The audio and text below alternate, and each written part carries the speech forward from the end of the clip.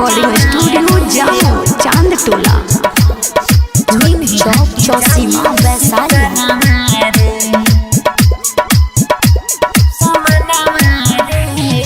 फल फूल लेके सब सामान रे छठी घाटे जाई मुस्कान रे छठी घाटे जाई मुस्कान रे फल फूल लेके सब सामान रे छठी घाटे जाई मुस्कान रे सारा धापुराई गारा दौड़ाई छठी माई रखी है ध्यान रे फल फूल लेके सब सामान रे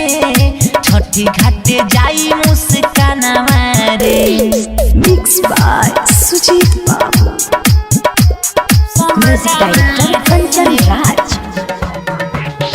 नीम चौक चौसीमा वैशाली।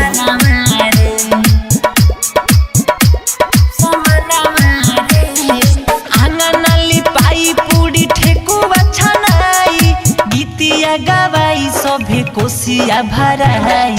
आंगन लिपाई पूरी ठेकुआ छनाई गीतिया गवाई सभे कोसिया भराई दिहे दर्शन दित बिहानवा रे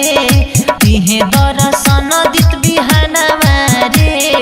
छठी घाटे जाई मुस्कानवा रे फल फूल लेके सब सामानवा रे छठी घाटे जाई मुस्कान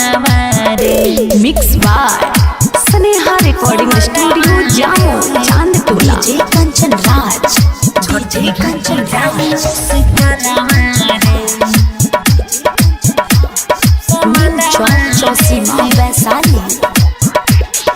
राइटर सुदर्शन और जिला गई है छठी मैया सबके आंगनवा में आई है बोल सुजीत बाबू और जिला गई है छठी मैया सबके आंगनवा में आई है बहाजिरी तेस के भजनवा रे बलमुरी तेस के भजनवा रे छठी घाटे जाई मुस्कानवा रे